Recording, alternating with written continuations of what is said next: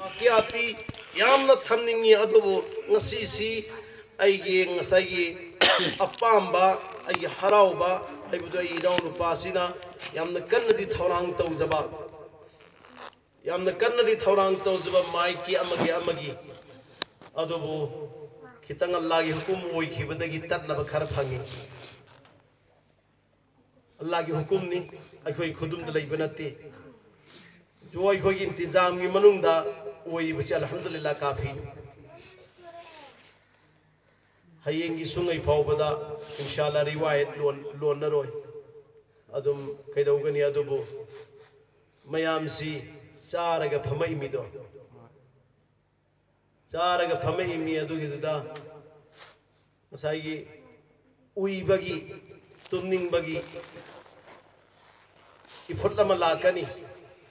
adu inshallah mashallah ayin sum mayam de yengisi mayam de yengisi kana luk thari moini yengi luk thabadi yaw di adu pa ma halqai zikar da yawba ngasai pakhang sin numit tu khag yaw jabne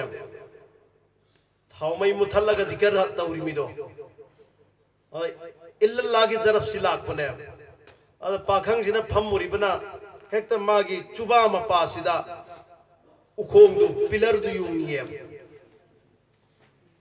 illallah ina ngasai zarab si phurai me adra pakhang du din numit tu khag yaw jabo oiba andazu khang daba adu de mayam su chuba hayedna illallah ina ngasai gi ma uiri sari tawru re ba marak tu da uiri sari jum tawru illallah ina haibu da chuba adu ngasai pillar da bang launa yei khile adu illallah hiram de immai ma ngasai gi loi phau du immai ma ina adai du na illallah ina loira abadu gi da man immai ma ina haijal lai kram adu haijal lai kram adu de hai kari no nang tawri bo illallah gi lai tra gi immai ma ina zikir to bhau no prang go hai na koi na khang mana te hori tha khidu no ni guram ba ai abang ngasai thenga agadi adu ma kesu lakpi ai aduna maram marga aroi bada wakyar am khak tangai thamge mapa macha ani mak khamin narga lai ngai da phaklang da kwak am tonge macha nu pa du pakhang phare baw changjalo aina mapa na kaujali changjalo baba karina asida tongi si karino ina kwak ni lai khre asida tuongi si karino kwak ni asida tuongi si karino kwang ne ba kwak kine ba chaura aba alagi am asida tuongi si karino ngasai de no kwak ni hadri kayam kuina hangi geri mo sine ba macharo pakhang sina ngo adu asigi diary se ta hangdu u aina hai diary do hangdoe adu te iri do ta pau hena angang sina pi ingai matamda kwak amala ga tuongba adu gi duda angang sida mapa sina hangba asisi apa karino hena kwak ngahag amaga laigre angang asi karino kwak ni ngahag amul lairo ang asi karino baba kwak ni ado angang dulsu kwak haire ba macin thore kwak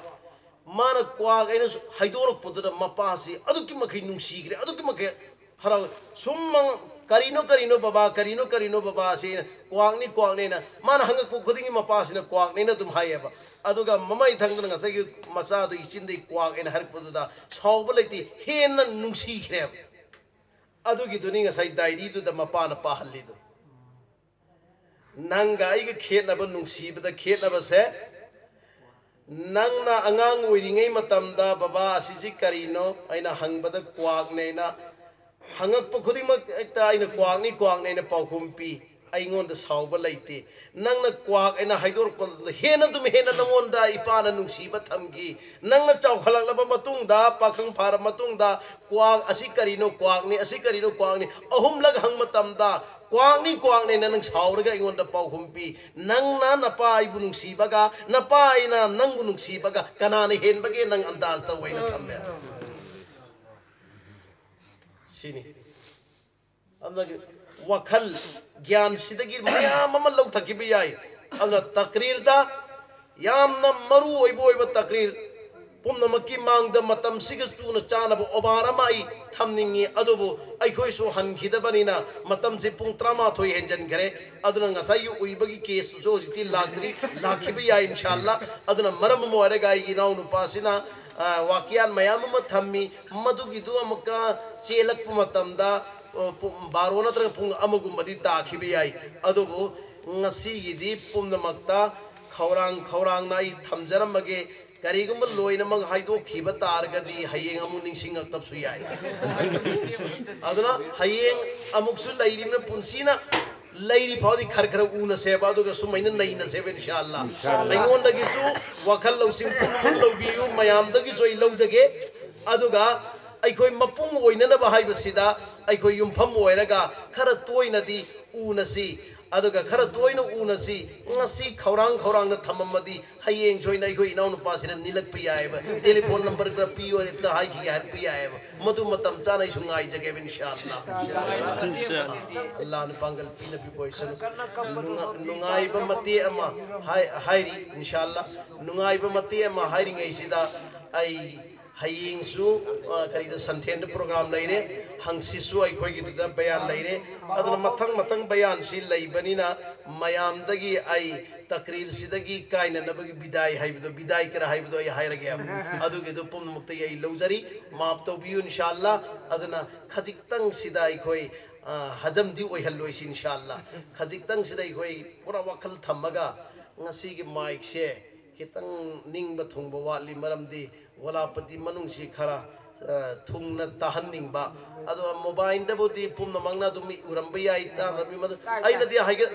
karida net ta hapa lai khide ai gi maru mapang sing heng mafam sida tawrambe da he inaw pasine hakka pirapa adu maina dum to bungang tani aina diam ta hapa lai te inshallah pumna mag dua to biu da bada akhoi am famila singa sigidi matang sida lo shallasi wa ma alaina illa al balagul mubin wa akhir dawana alhamdulillahi rabbil alamin dua to warsi